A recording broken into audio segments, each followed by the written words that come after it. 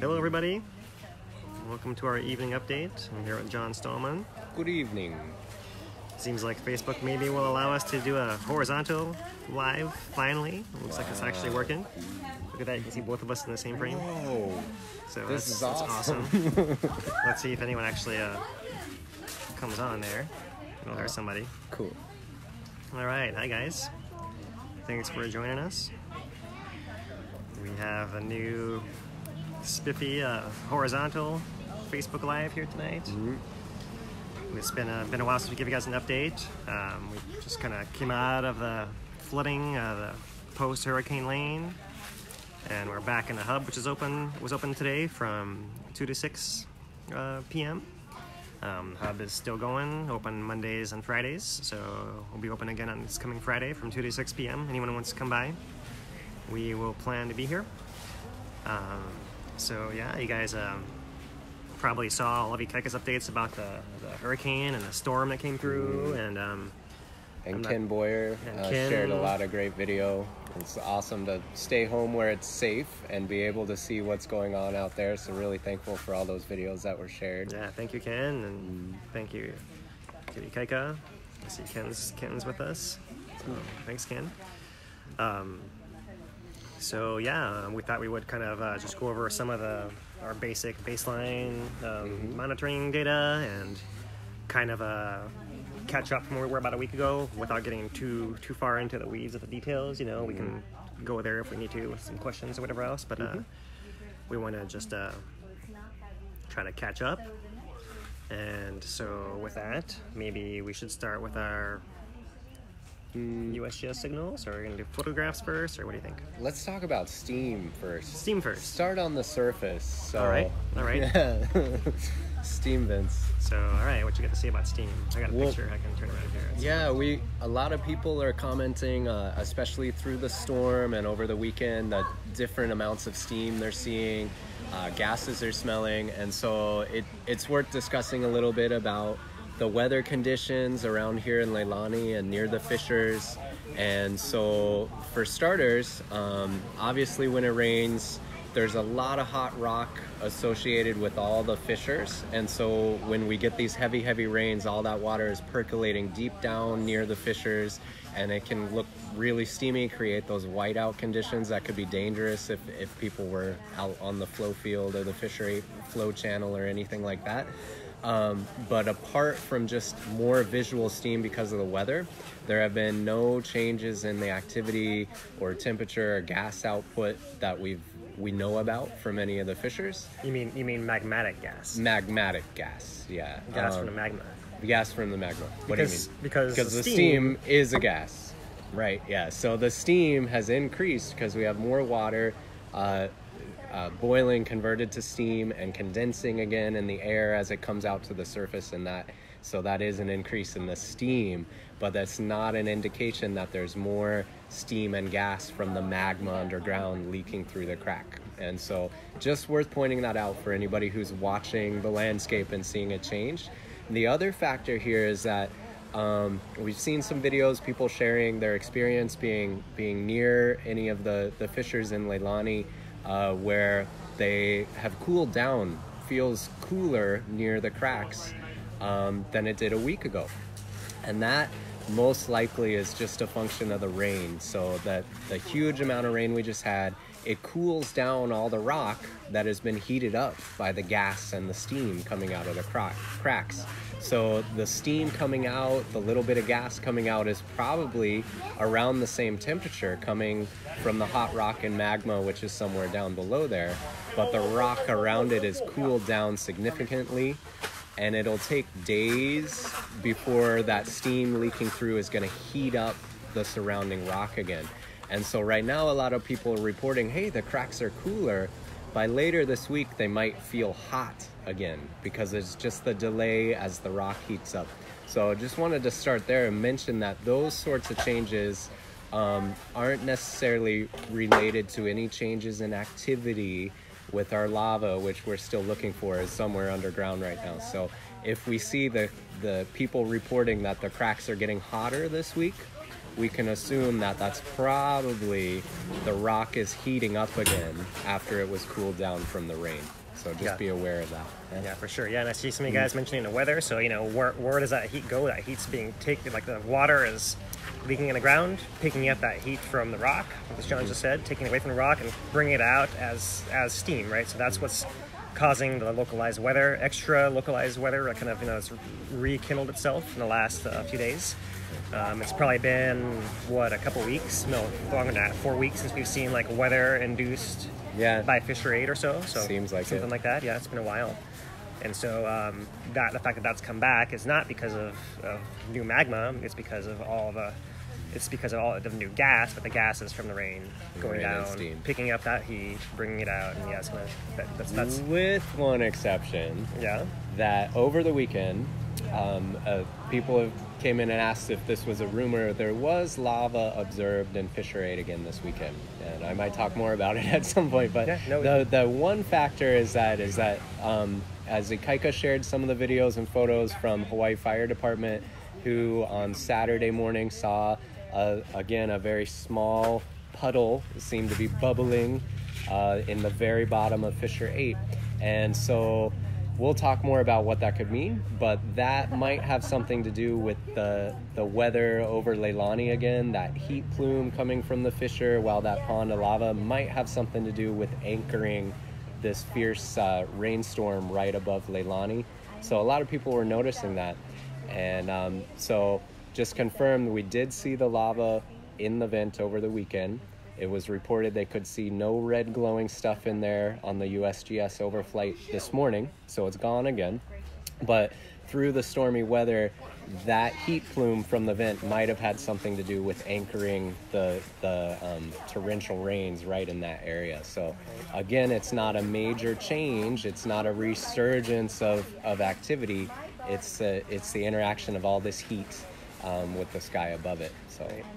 Yeah, so I mean, just kind of add to it, to me, the fact that the lava is on the surface or just under the surface, even if it's not right at the surface where we can see it, it's just barely underground. Yeah, right? That's clear because of the fact that at least I believe that the lava is coming up from gas pistoning, and the gas is building bubbles. Bubbles are coalescing to make bigger bubbles. A bubble gets big enough, it can push that slug of lava up.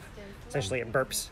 The lava spatters during that part. It might actually have a little pond that spills over, then it kind of will drop back down into the space of the gas that just left that area. So, I mean, to me, the heat's almost like a constant thing, whether you see the lava or not. Yeah. And, heat flow. If we saw more sulfur gases in particular, and then I would say, okay, now there's more magma close to the surface, and then now I believe that could actually be a difference-making change to change the weather in that case. Yeah. To me, the bigger effect is mostly the rain. And we still have all the heat. As a conduit for the heat that's there already, and like suddenly we have an extra source of gas because we have all the water available to make the steam and carry that out. So. And carrying the heat out of the fissures. Yeah, that makes a lot of sense, and that's one bit of data we'll wait to hear from. I'm curious if they've seen any changes in gases, but until we have the right weather conditions, USGS only measures the sulfur when the wind and everything conditions are right. They can get an accurate measurement of how much gas is being emitted, and the last time they measured that was last Tuesday, so we'll have to wait and see if there's any changes there.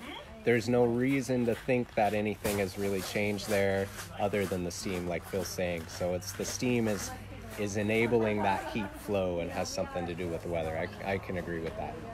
Yeah, so as of the last measurement, which the report says was on Tuesday, the emissions are still so low that they're basically undetectable. So as of now, we've got no reason to believe there's any extra magma causing it, although that could also be a way that it could happen for sure. So let me have one picture that was shared with us by Kavi. Let me turn the camera around here and show you guys. There's a picture from Noni Farms Road area, so you guys can kind of see a little bit of the recent flow field. Oh, I didn't pull out my pointer. Just a second. I got the pointer right here.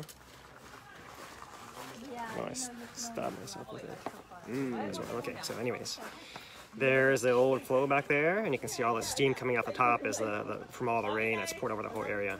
People have been asking us how long is this stuff going to stay hot. It really depends on how thick it is, but a good rule of thumb is, an order of a couple years, maybe one or 2 years, depending, you know, how thick it is. If it's cooler in some areas because it's thinner, then that's not surprising either. But like, it's going to be a while, right? I remember even the small Kīlauea flows, we would see up to like 9 months after the flow, steam coming out and like, you know, glow on the tree molds and that kind of thing, right? So it can actually be, you know, those Kīlauea flows are puny compared to the one we're looking at now. Okay? So here's another view of this, a little more panoramic. You kind of can zoom it in here to make it a little clearer for you guys.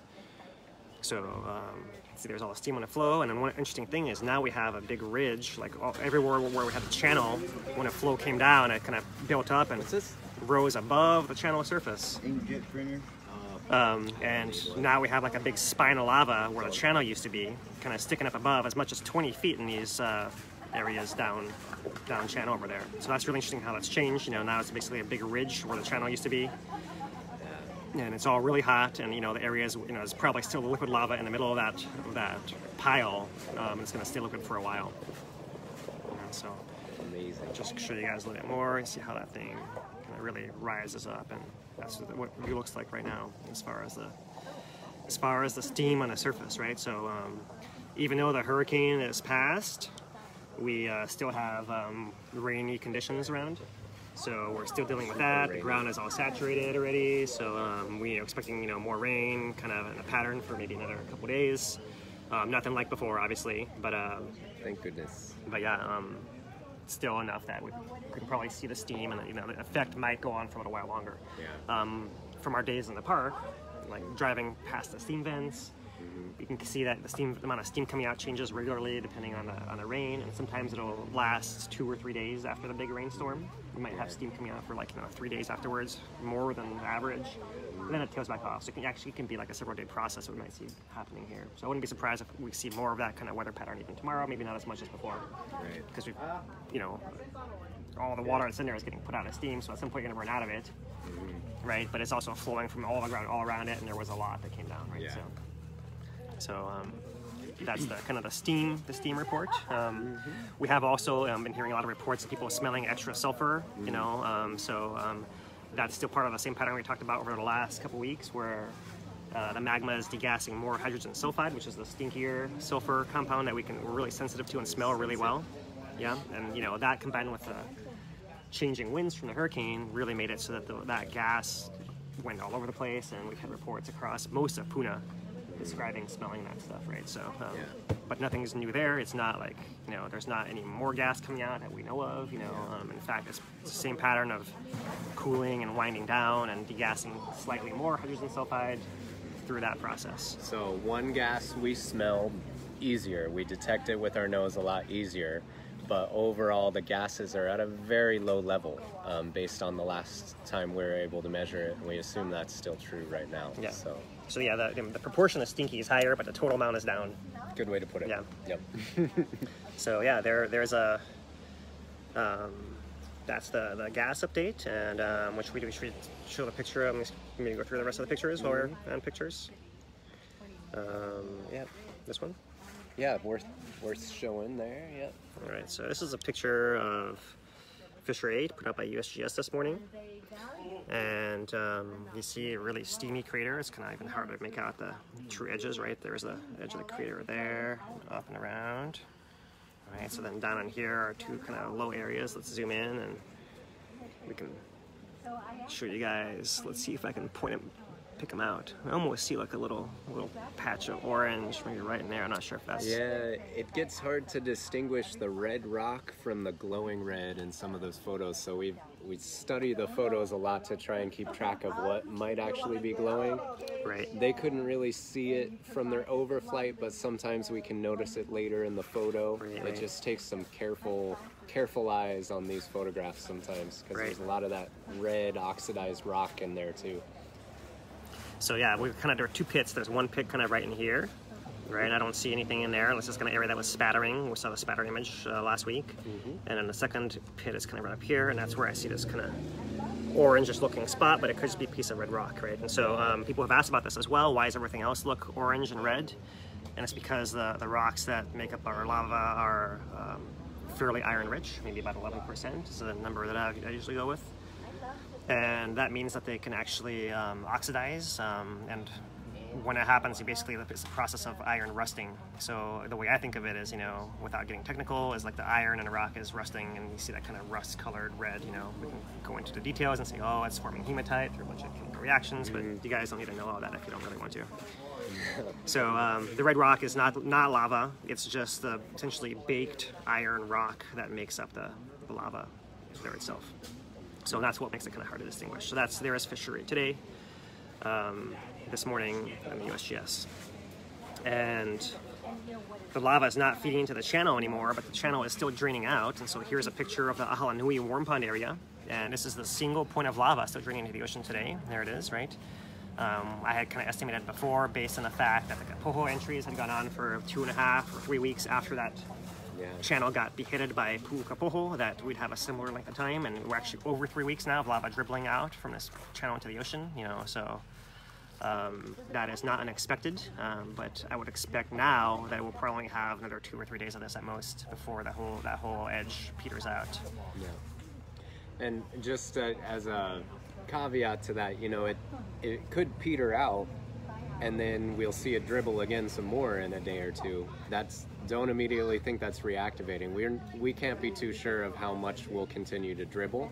It looks like it's down to such a low level it could finish, but if we see it dribble again in a day or two, we know it's part of the same process. It's not like there's new lava coming through. Right, the tube could kind of, empty mostly so it can't pour out into the ocean, and it can kind of keep filling from above, and then reach some tipping point where it can spill out some more. It can kind of start to stop a couple times, absolutely. But it looks like we're getting to the end of that. Yeah, we have one point of entry now compared to, it was 3 or 5 or a dozen or 3 miles wide at one point. So clearly the pattern is there, So that's the image of Halanui. Yeah, and that is the only one left. Well, let's skip that for now and go to Ikaika's picture. This picture posted by Ikaika today of Pohuiki. So you guys can see what's happened with all the sand. Here's the boat ramp right in there. So there is the area that's now the new warm pond. And it's been reported that there might be extra heat from this whole flow, adding to the springs in here. So we'll have to wait and see how warm that actually is. But it does seem to be still isolated after the sand got pushed from the hurricane all the way into First Bay here. There's actually, let me zoom in, you guys can see. This is a reflection of trees on a little tide pool that's just behind the berm of the beach right in here. And this is still in process of forming, right? So it's possible that we might have some heating happening back here as well, right? Because we know that there's springs all across this area. And it may be that this thing builds out farther over, or kind of gets moved out farther on. It's hard to say how it's going to keep changing. I was a little intrigued though by hearing some of the guys who have been around the area for a long time before this break wall was installed back. Doesn't look like a break wall much anymore, but there it is. It actually stuck out into the ocean before. But when this was built, it apparently stopped the currents that were depositing sand in here. So apparently before that, there was sand all the way through this first bay already anyways. And so maybe they were actually going back up or restoring that kind of deposition, there, now that we have that. Essentially, the break wall doesn't exist anymore, right? The sand is just flying right by, off of the new point, which is off of the image here to the right.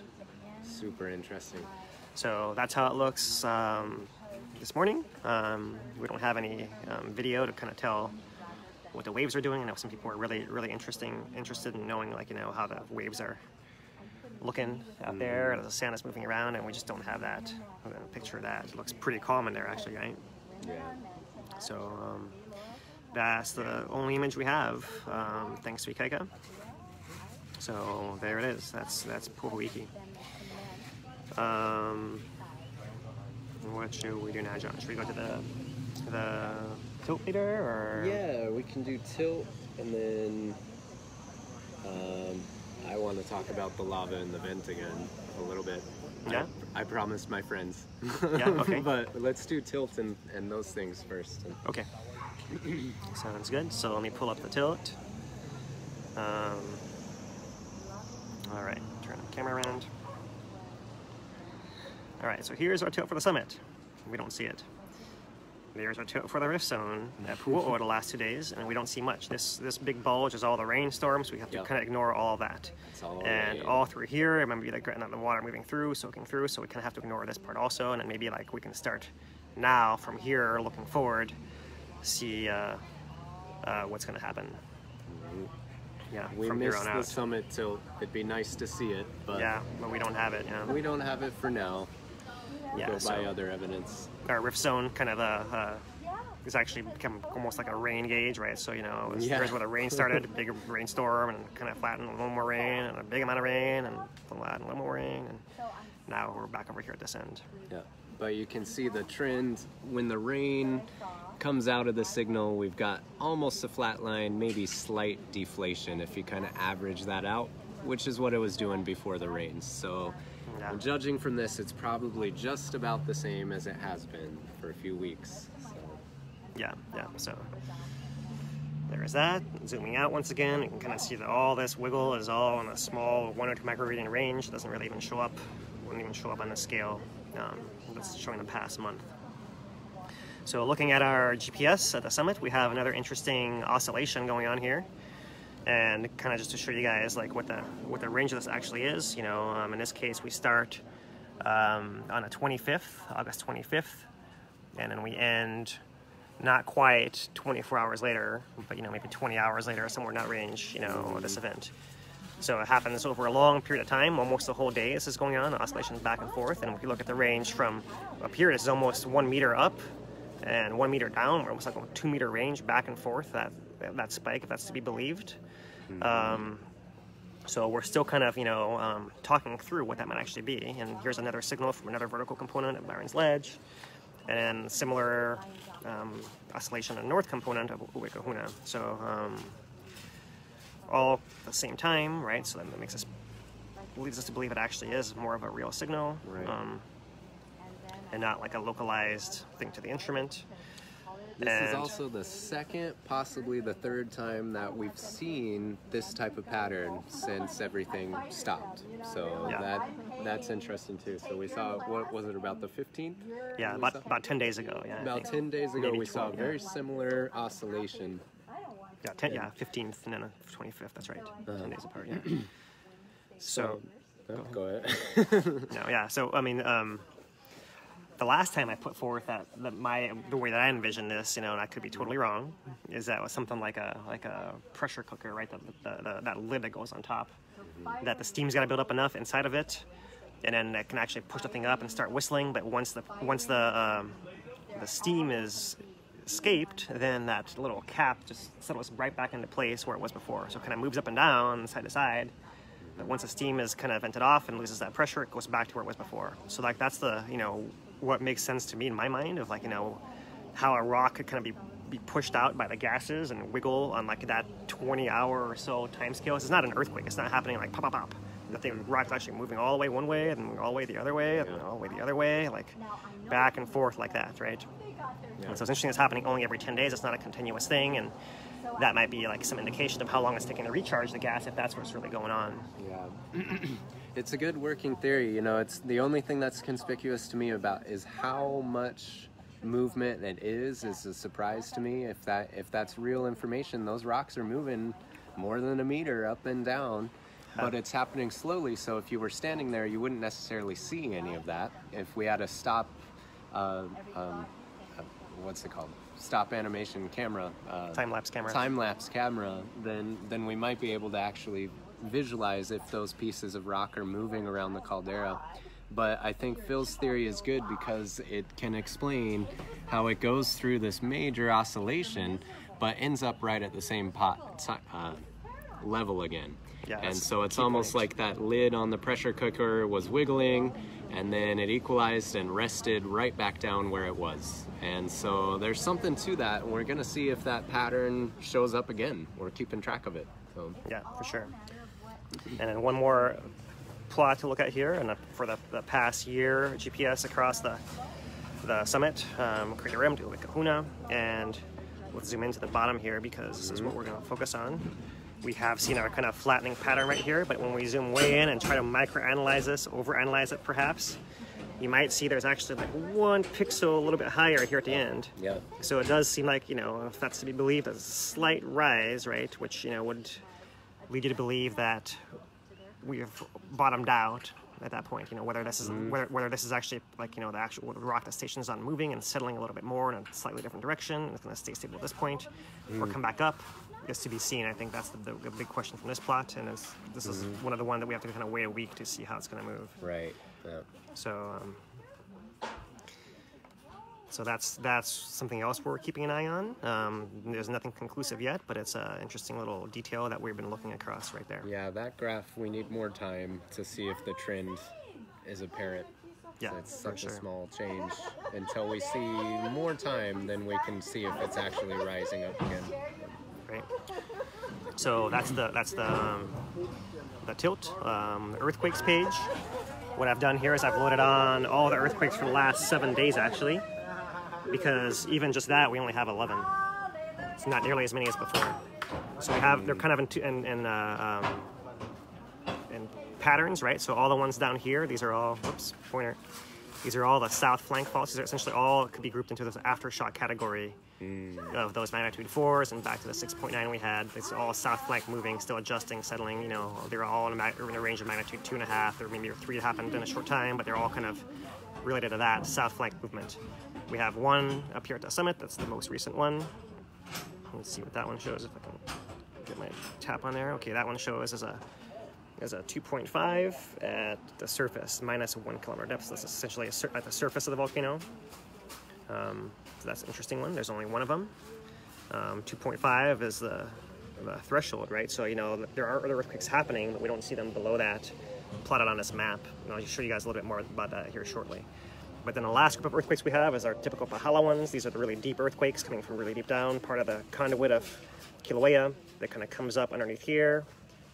Straight up, and then it kind of moves at an angle slightly that way, and then comes up over here again. So this is magma coming up into the pipeline underneath Kīlauea, so deep that it doesn't really affect the story of what we're telling today. So the 6.9 I'm referring to is the one that happened back at the beginning of May 4th. All right, so that's these are aftershocks from that fault slipping area right there. Yeah, May 4th is a pivotal moment in the things we're considering today. Is that 6.9 earthquake changed something in the configuration of the mountain, and so we continue to go back to that point in time to think about what those changes were and how it's affecting us now. So pivotal moment in the whole eruption was that motion of the south flank during the 6.9. Yeah, that's what really essentially, in my mind, almost induced the collapse of the summit. Right. So then the summit kind of takes over as a driving mechanism for feeding lava out of the fissure. Although, you know, that wasn't what started off. It started off by the previous regular buildup of pressure. Yeah, there's some complications. Maybe at a different time we can theorize about that. We'll review all that again, when we get to our next theory update, which we're going to skip today since we haven't done this for a while. Yep. And those of you guys are keeping track. There's one earthquake in Mauna Loa. One earthquake does not constitute a swarm, right? I got to see like at least 20 like in an hour, as my criteria for being any kind of concern about Mauna Loa. Right, and you know, I'd like to see the tilt meter inflating also before that, and you know, there's all kinds of other signals. So Mauna Loa is still quiet in repose. So one thing that's kind of been brought up is a fact that when lava can reactivate in some of these eruptions, it can do so as it's termed aseismically. So we won't necessarily see the earthquakes of the ground being cracked open again. However, what you do see is tremor of the magma moving through those cracks in the ground. So it's not an actual earthquake in itself. It's the harmonic vibration, resonance. The resonance, good way to put it, of the magma moving through that small little hole in the ground. Just like in music, it's resonating with the conduit. There's a vibration, a tremor when that starts to happen. So yeah, for sure. So that said, let me turn the camera around and show you guys the plot of the seismograph from the Kīlauea Puna area, which is the closest one we have to Leilani. And if magma is flowing towards Leilani through the rift, you would expect to see a lot of tremor. And so like, this is what tremor might look like. Here's a kind of a heavier band. Like that might be a little bit of magma moving there and a little bit there, but this little amount might just be, the gas pushing things around. It's hard to say anything conclusive, right, from just that itself. Overall, this is a fairly, looking at just the background level, fairly clean. Like there's a little bit of tremor there. It's actually not, a little bit, let's zoom out a little bit here. You guys can see there's a little bit more here at the bottom, but it's not of a level of not a magnitude where we actually would see, call it magma moving through. This is probably gas moving through, actually. So it would be what I would infer this as. And we actually do see lots of these small little earthquakes, that I wanted to point out to you guys that are actually happening, but they're too small to show up on a map, right? So that kind of happens all the time. These are the bigger ones that probably show up on a map, is like that one and probably that one, and then these smaller ones, not as much. They don't last as long, put out as much energy, so they're not registering, not making the cutoff to be plotted on a map. So that's the station down here in the rip zone. Let's switch to the summit station and do a refresh here in our graph. And it looks like that one cut out here earlier today, this morning. So I'm not sure what happened there, but don't freak out. Up until that point, we see, not that much harmonic tremor. We see our regular earthquakes. And this kind of long period signal, that's what we usually see when we see magma moving, right? So that's a little bit of magma moving, probably somewhere down there, and like there's another tiny bit also, but like, so stuff's happening down there. Things are still adjusting and still settling or, moving around a little bit, but not in a way that there's enough of it happening where it's coming to the surface in any kind of concerning way. It just shows that the thing is definitely alive.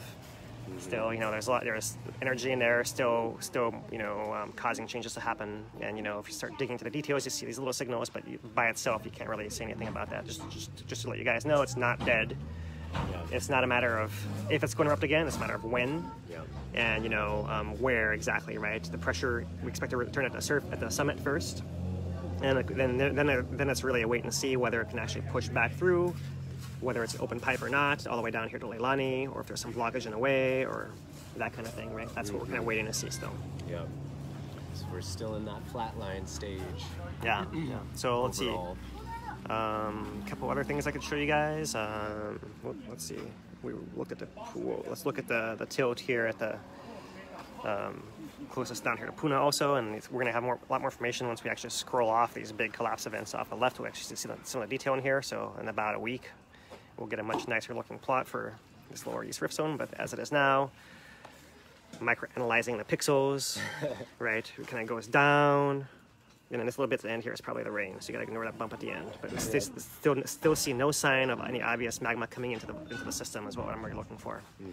So not sure where the magma is, but wherever it is, it's not near the surface where we can see it or be concerned about it, and that's kind of the take-home message, I would say, is that wherever it's going, it's far enough away that we have time to watch it getting closer to the surface whenever it happens, and that's not happening yet. So that's probably a good provocation. So a provocative statement. Provoke John to what he wants to say next about the lava and the fissure. Yeah. Okay. So that's absolutely true that we can expect that there will be tremor and other indications, particularly inflation at the summit, that most likely would end up propagating into some area of the volcano like the East Rift. If it was repressurizing with magma, we expect to see all that. But as Phil was first mentioning, some of this can go on aseismically without earthquakes, which brings me back to what I think is actually a very important detail, is that we keep seeing lava in the Fissure 8 vent. Now, so far, we're something like 24 days since the lava stopped pouring into the channel at Fissure 8. And most of the time we watch that lava puddle in the bottom drain away until about the 16th or 17th of August was when there was no more incandescence and no more glowing. And then a few days later, we saw those two little spatter jets open up. By the next day, they were cool again. But then by last Friday, the 24th, is about when we had the reappearance of that puddle that Ikaika shared video of on Saturday. And so we've had 2 periods where the glow totally disappeared, and then it came back about 2 to 3 days later.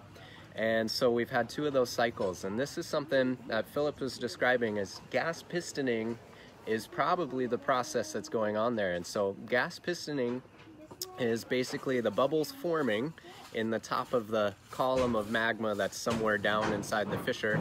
The bubbles rise to the surface as they collect and let out the bubble of gas, and that's releasing heat with it. And then any of the lava that fizzed up was brought up with the bubbling. After the gas is released, it drains back down in the fissure. So we can expect that with this intrusion of lava that's beneath all of our fissures, we know it's still very near the surface, as we've discussed. And so we're getting the steam, we're still getting gases, and when it does this gas pistoning, it's bringing a little bit of lava up to the surface. And that's a process of it exchanging gas and heat and letting go of heat to the surface, and the lava settles back down between each one. So with as much lava that's in there, we can imagine it keeps gurgling, doing a little bit of that gas pistoning just as it sits there and cools, and eventually that should cease. So we might see many cycles of lava disappearing and then reappearing in the vent, and that's not anything to be really unexpected given the parameters we're looking at. But however, I think it's still important, because alternatively, if we're still seeing gas pistoning out of the surface at fissure 8, that's first off indicating that there is a clear path from down in the rift to the surface through fissure 8. And you can conceive, if the magma recharges the lower eastern rift, it'll have a clear pathway to come out of fissure 8. And so this is the thing the geologists are kind of waiting on, because we can't rule out that the lava just begins to reemerge through fissure 8 without a lot of earthquakes. We expect if it really got going, there might be earthquakes. There would probably most certainly be tremor as this started up. And beyond that, there would also be gases in advance, an increase in gases, and we're not seeing that right now. But the reason I'm bringing that up is because as long as we keep seeing that gas pistoning at fissure 8, this is showing that there's still a passage for lava. That's definitely the path of least resistance now, so we can't rule out the idea of it reactivating. And so just to frame this understanding, you know, it could continue to gurgle passively and see the lava in there every few days for quite some time. It could do that repeatedly. If it's still doing that after 40 cycles, months later, that I would consider an indication that there's still activity going on. There's still fresh magma entering in the system somewhere and causing this sort of cycling at the system. So I would be more comfortable that this eruption is actually totally over when we stop seeing that lava and spattering out of fissure 8 and see that cool and retreat from the surface. So those are signals I'm waiting to see. And so I'm going to be watching what kind of cycle we see the lava reappearing in the fissure. And so, yeah, we can kind of leave it at that for now, because a lot of the other stuff that Philip and I hopefully have a chance to talk about more is theoretical about how we think this whole volcano is connected right now. And the central question is, right now, where is the magma? And on the one hand, we can expect that the magma is still coming into the volcano as we imagine. And I always go with Don Swanson's analysis. You know, he's one of the grandfathers of the Hawaiian Volcano Observatory in a way. I just shouldn't call him that. Long timer there though, very respected geologist. And you know, he's one of the first to put forward that the volcano has always got magma coming into it. Even between eruptions, there's some flow of lava recharging it. And so if that's the case now, that lava must be going into a space and filling spaces somewhere in this great big mountain without creating earthquakes and without creating deformations and tilt that we can see at the surface. And so, on the one hand, if that ends up recharging to a point, finishes filling those spaces, then it could recharge the eastern rift and we could see lava reactivate out of these fissures here because it's still open. Yeah. If it weren't open, when we weren't seeing lava at fissure 8, then we might expect it would create earthquakes and come out somewhere else. But so that's the conditional thing. But the other aspect of it is, and I had this quote, and it's from 1911 by Reginald A. Daly, who's a preeminent geologist, turn of the century, so another granddaddy of HVO. And he said, "The continuance of eruption at any point depends on victory in the struggle with cold. And I think that's kind of beautiful, because whether the lava's underground or coming up to the surface, it's cooling. Whatever it touches, it cools very quickly. And it takes some amount of heat flow, lava circulating, to keep those passages molten and open. And so most of the time, the lava, even if it intrudes underground, it'll cool and seal itself off. And until we see Fissure 8 completely cooling, then that's telling me we still have heat flow there, and that pathway is still open. So I have my reservations about it. So. Yeah, for sure. Yeah, I mean, I guess just to kind of throw my quick summary of like what I would look for like along your lines. The amount of gas coming out. More gas is decreasing. Like decreasing. So if we like lose gas and like the cycles get longer. Right, then there's less gas coming out. There's no recharge of magma. Putting more gas into it. Then same thing. You know, I mean, then I'm more comfortable. If to say it the other way, you know, if we thought that it was going to keep active or start producing lava, make another lava flow, even without earthquakes or tremors, we would probably see the gases start increasing. And the gas pistoning be more frequent or more rapid than we are now. So that's something to look for, that we'll be paying attention to if this cycle of seeing the glow in the fissure changes. If it's slowing down, then that's all consistent with the idea that it's degassing, cooling, and it's losing the battle with the cold, and eventually that fissure will close. So those are the patterns that we'll be analyzing. Yeah, for sure. Yeah. So I mean, there's basically two sources of energy, right? There's new magma that can come in, add more gas and more heat and all of that. Or there's a gas that's still in there, that's still degassing and pistoning itself out and all of that, right? So. And we have a huge amount of lava we know came through the system, so it could take some time for it to finish gurgling out that extra gas. You know? So on the one hand, it's just passive. If it continues over a longer time frame, it might be an indication that it's still being fed gas.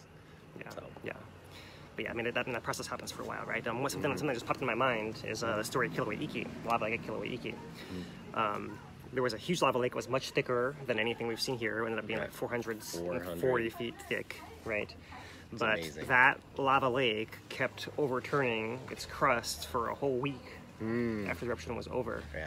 Just from the gas dynamics and the heat flow from the pond of it itself, without any lava coming into it, right? So that was a whole week of that happening. That was a much thicker flow, but you can imagine it, you know, even if it had like a one skinny conduit that was maybe similar, I don't know how deep that thing is, but you know, it might be an order of a couple 100 feet or something, you know, the conduit that goes down there. You know, you might have a similar kind of depth profile to work with, you know, as far as like cooling and heat source and the thing convecting and the gas coming up and all that.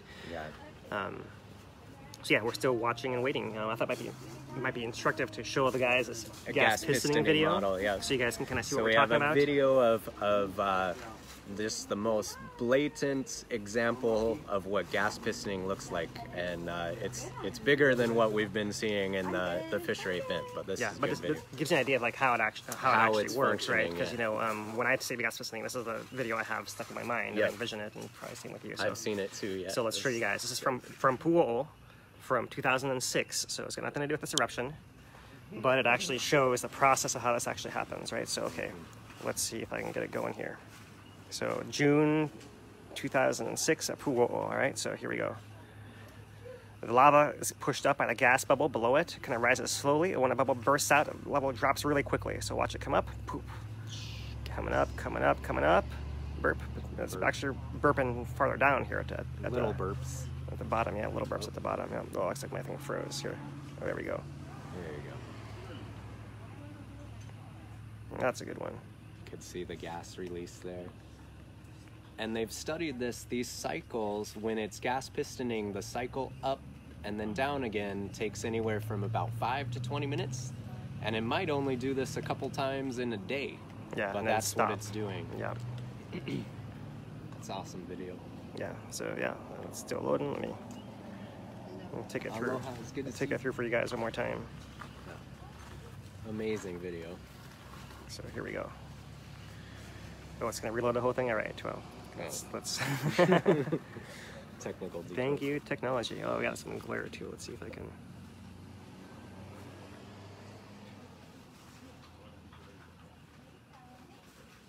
And there's gas pistoning in action for you guys. This is what we're talking about, how the gas can push a slug of lava up and, you know, pop, and the bubble essentially pops, the lava drops back down, repeat. Repeat, repeat, repeat. So I'm frozen again. Should I wait for it? Let's wait for it, huh? Hopefully they caught it. Yeah. All right. So, for you guys who want to look for this, here's what I did to find it. I went to the, here, I'm going to go way back up on the search page. And if you go to the photo video chronology, there's a search button. You can do search. And Kīlauea, I just put in pistoning. And I just didn't put any range. Did a search. And I went back to 2006. So if you guys want to recreate it, that's, you know, there's a lot of different pictures of that because that actually happens a lot, right? But that one video I showed you guys is like the most clear, obvious, like in your face. Yep. That's pistoning.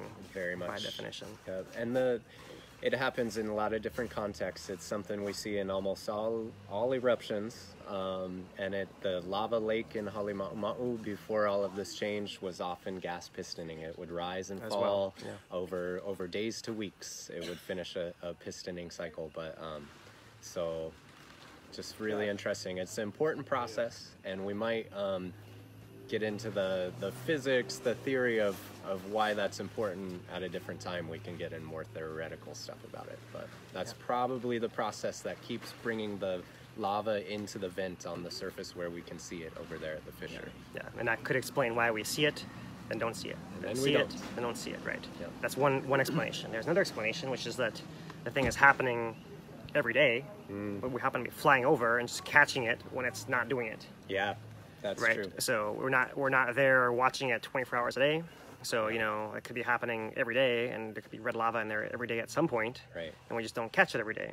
So that's something we got to watch out for as well. And I asked a geologist at the town meeting, I was like, is it gas pistoning? And she's like, yeah, I'm pretty sure it probably is. But I don't want to send a geologist to stand on the Fissure 8 cone and watch to wait and see, because it's still potentially pretty dangerous over there. So we're limited by how much direct observation we can actually have. But these are the sorts of patterns that we'll pay attention to, because it might give us a needed clue over time. So yeah. So yeah, maybe we need to commission like some kind of solar powered drone we can land on a rim and like just park it there. And I was gonna say kamikaze geologists, but that's a different thing. Phil will go. Well, I'm sure we can find other volunteers. Yeah, there's gonna be a lot of volunteers for that, but I would go too. But I don't know if I'm brave enough right now. I'd definitely like to take a look in there, but maybe not right now. I tell you what would make us both more comfortable going at all is if we had a tilt meter anywhere near the thing that we could monitor and be like, oh, now's a good time to go, and now's a bad time to go. And we just have same thing with them, right? You don't want to go in blind. It's basically what you're kind of risking at that point. And for context, we're talking about the vent being still dangerous because we need to treat it that way. And we're talking about the lava reappearing in the vent. And just, again, de-escalate everybody mentally when we talk about, oh, there's lava in the bottom of Fissure 8. That doesn't immediately mean we're going to have a Fissure 8 flow again. It could go on doing this back gas pistoning for days. If it's a continuation of activity at some low level, it could do this for months or years and never make a lava flow. It's just something we have to pay attention to until it stops bringing lava to the surface. So, yeah. Does that make sense? Yeah. Okay. Yeah. You looked at me funny, I didn't know. I'm just trying to read some of the questions coming through here. It's trying to get used to this little vertical feed here, but yeah, it's narrower. So let me see what we can see here. Should people feel safe to move back into their homes nearby? What do you think? This is such a very hard thing, and I think Philip has spoken a lot to it. Like, when you think about the risks that we always have, we've always known that the lava can erupt here. That risk has always been here. Clearly, when there's a river of lava, there's greater risk of immediate danger. And right now, we're at a much lower level than we were a few weeks ago, because Because there isn't a giant river of lava. There's very little gas. All of these things, there's no indication of a major reactivation. We're not getting tremors, we're not getting gases, we're not getting earthquakes. So that means that overall, it's safer to be around right now.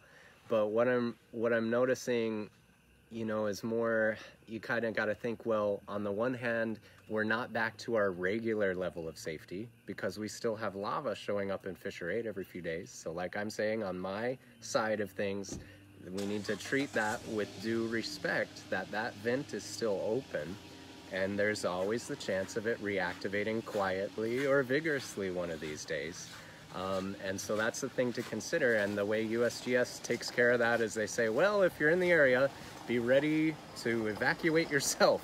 Self-evacuate. Self-evacuate, which sounds like something else, but that's what, like, you just should be aware if things changed suddenly, be aware of that.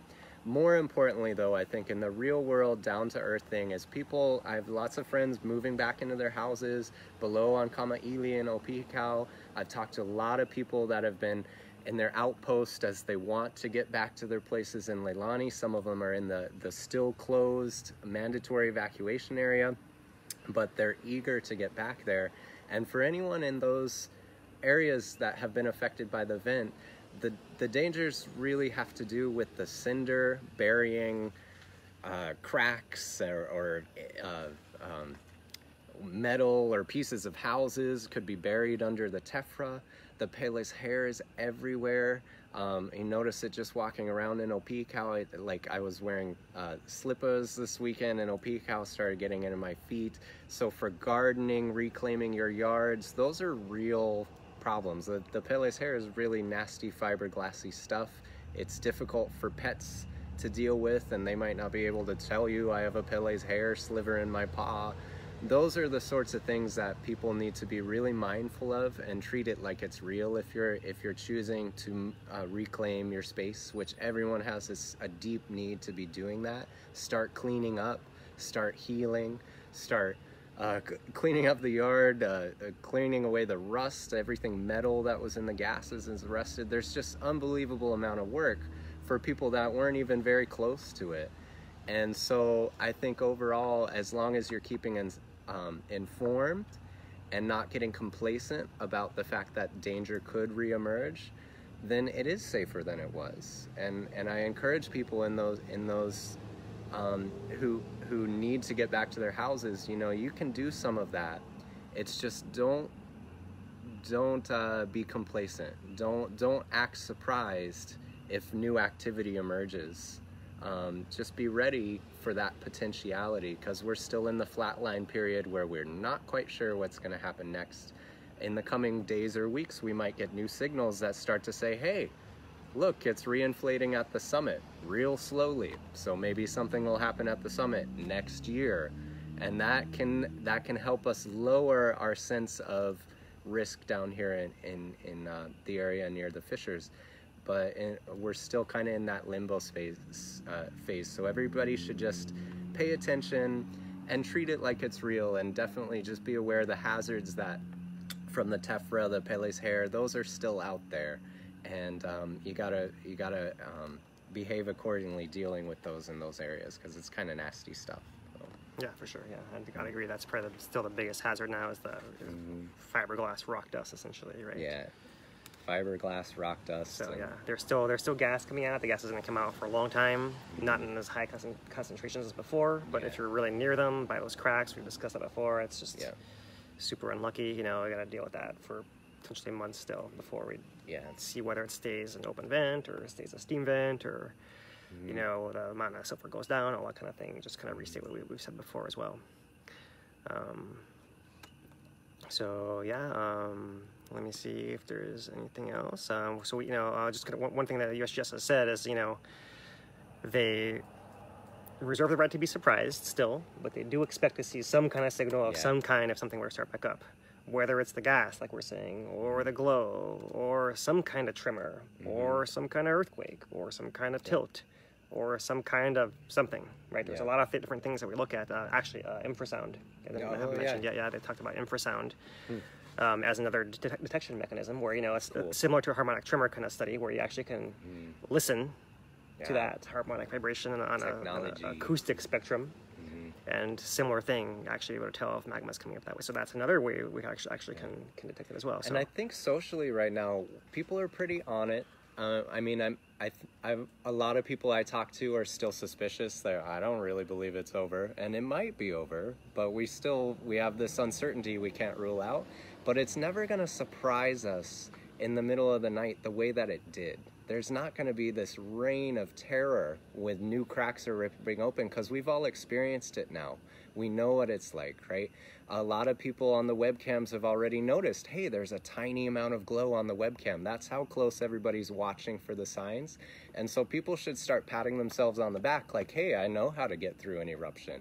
I know what to look for. I know the signs that might mean that the danger is increasing. And so I think overall, it's that awareness that keeps us safe more than anything else. And if something changes, we'll be ready to see those signals and report them and talk to each other about it, and people know what to do now. And so that hopefully is reassuring to people. Yeah, for sure, yeah. As far as the official response, we've heard some rumors that there'll be some wind down of the county barricades on the 1st of September. Wow. We'll see if that's true. I don't think it's going to be a universal thing. We have rumors that probably Pohoiki and Leilani will still be restricted access to some degree, but the areas, some of the other areas are going to be winding down, so we'll see what that means as far as the official stance on people going back in, which is another important consideration of all of this, right? So to wait and see for that. That's this coming Saturday, the 1st, so we'll see if that actually happens that way. Until we see it, then we don't believe it, basically. So we'll see how that goes. But those of you guys who are really hanging on for every little baby step towards reoccupying your property, that's another one of these important steps that has to be taken. The county kind of relaxing things a little bit, and then from there that can allow them to take the next step eventually when they're ready. Might be a while towards what comes next, whatever that is, whatever they decide, or whatever discussion is going to happen, and all that. Do we know is there going to be a town meeting tomorrow? The town meeting tomorrow has been postponed until next week. Okay. Actually, not tomorrow. It was scheduled for Wednesday. Oh. And it was postponed until the following Wednesday, the 5th, I believe, of September. The reason that was given is because they're doing hurricane damage assessment still. Cool. Well, and by another week, when we get to hear from USGS again at the community meeting, they might have more information that can help the county understand that the risk is decreasing still, or so the time is helping. As we let the time go by, it's going to start giving us more information. So. Yeah, it's like some other kind of wounds, right? Only time heals them in this case. And there's a lot of healing. I'm feeling it. I know so many of my friends who are finally back in their own houses, who have been shuffling around between safe houses while this is all going down. There is a sense of relief. There is a sense of starting to heal, and we just have to go with that, because that's the time that we're in right now. There's not much danger right now. We've got all these uncertainties, but start healing. Put the pieces back together. It's that time now, and it's good process. I feel less anxiety and stress and exhaustion over this whole thing, and I think most people do. So yeah, for sure. Yeah, so I mean, it's going back to what John said about the the baseline risk. There's still lava still there, so the risk is definitely higher now than before. But long term, there's a path of lava down here, like the rest of all of our lives, and we're gonna live in the gaps between these eruptions in Puna. That's just kind of how it always has been. We had a really long gap that that our neighbors have, before we were around, have lived through and seen eruptions of, in 55 and 1960 and Kīlauea, and then they see this, and they're not surprised. Then the others of us that have been around not as long, are surprised by this. Totally. By this, not having understood the gap and, the living in between eruptions kind of mentality, which is kind of what I suggest everyone who's here for the long haul, get used to doing, just living in those gaps between eruptions. And, it's that's just how it is, especially in the lower East Rift, especially in zones 1 and zone 2, I mean, you should just kind of not invest too heavily in any structure you're going to put up. You know, if you can make it mobile, that's even better, right? You know, as you guys consider like what kind of path forward, or if anyone's going to stick around, you know, that's long term. Yeah. There's always going to be a chance the rest of our lives, even if the thing stays quiet and 50 years from now, you know, we're sitting at some table nearby and they're like, oh, there's still lava down there, but it's not coming out yet. Not you know? coming out yet. So I mean, but there's always going to be a chance, even if it, you know, it gets all the way cold and we don't see the earthquakes, so that, you know. Yeah. And we can do the theoretical reasons for why we're sure of that, you know, and now we know where we live, and it's like, get back to the real roots of Hawaii, living simply. Don't try to live extravagantly if you're perched over the rift zone, as that might work out poorly within your lifetime. Might not. You might be fine. Yeah. But I kind of think of it as like, you know, every place you choose to live on a volcanic island, which is, you know, let's not, you know, kid ourselves, you know, the whole island, all, you know, Hilo, Kona, Kīlauea, south, north, everywhere is all volcanic. Right. You know, the areas of active volcanoes, active lava flow risks is not the whole island, but it's most of the island. At least half the island, right? You know, from let's call it Waikoloa all the way south around to Hilo, right? The whole south side of the island is, you know, and across the whole middle of it also. Yeah, I think land area wise, it's a little more than half of it is considered at risk for lava inundation. Yeah. And that's just from the 3 active ones: Kīlauea, Mauna Loa, Hualalai. You know, that's all potential within a lifetime, you know.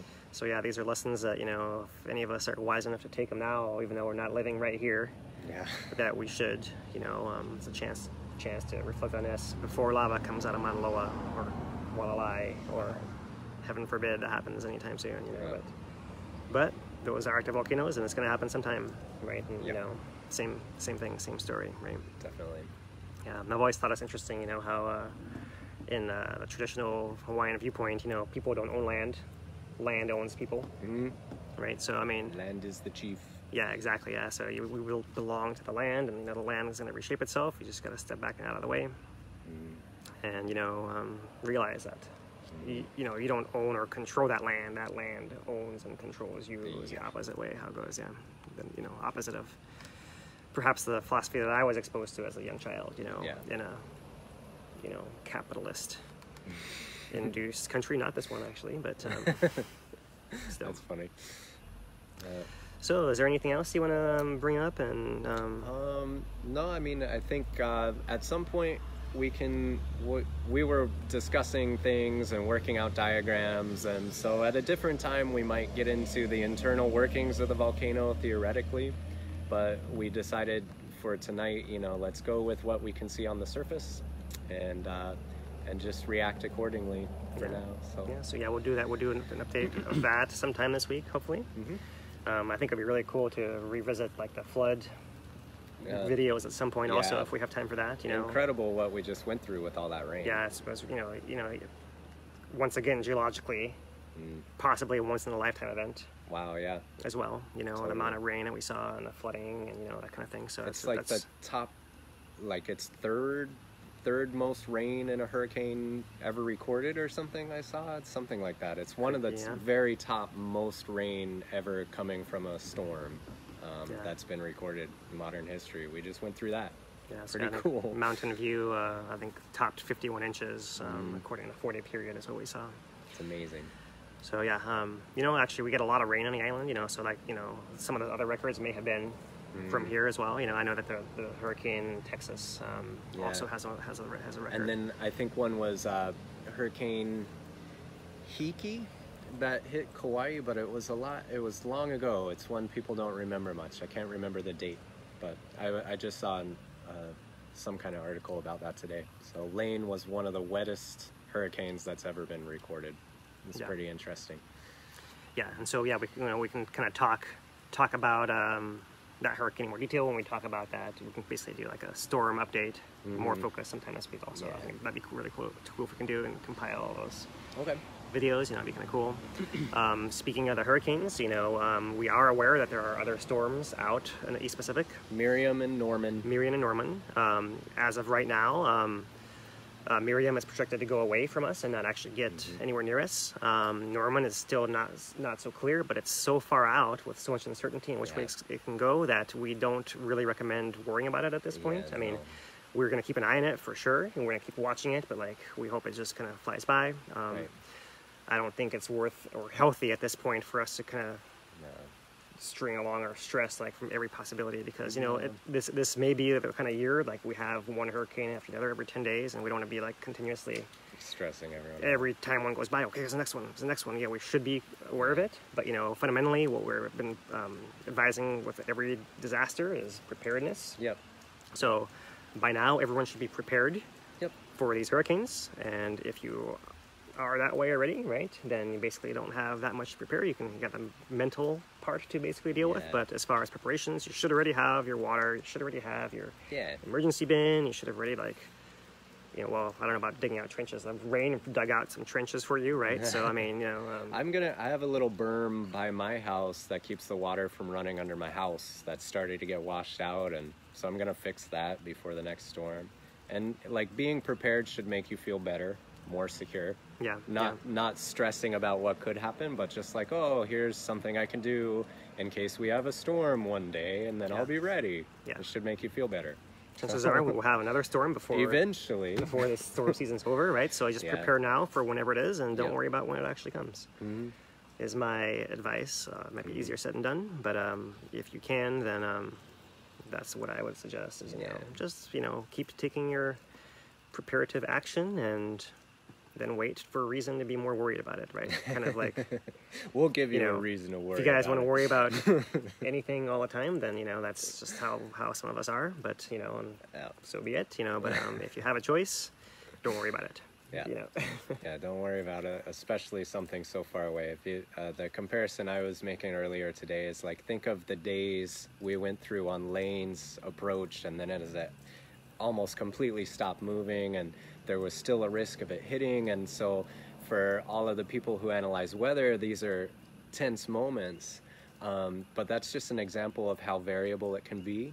And so a storm 10 days away, we have no certainty about what that storm is going to end up doing. So just put that out of mind, and as it gets close, if it gets close, then we'll keep talking about it. We'll talk more and more. We'll get more detail about it to keep everyone informed. But 10 days away is the other side of the Pacific. It just doesn't matter right now. But you should be getting prepared. You should be prepared. And once you're prepared, then you're good. Whether it's that one, or whether it's the O storm, or the P storm, or the Q storm, whichever one comes next, you know, down the alphabet. If you're already ready.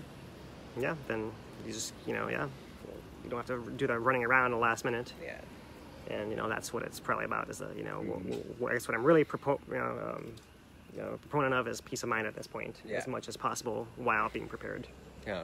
Puna's been through a lot this summer, so try not to stress out about things that don't exist yet. I don't know if that's helpful advice, but like, just let yourself rest and heal, and by staying aware, staying prepared, that helps shore us up against the impact of these things. And you guys got us. We'll definitely sound the alarm if there is reason to, as we have done before. So, with that said, anything else? We are with Adi Kaika, so we'll give a shout out to him. You know, he's off doing his thing as usual, and we will sign it off. A little. Oh, it's backwards. Oh, they're backwards. Well, that's not gonna work. Stay classy, Puna. Stay classy, Puna. Aloha. Aloha.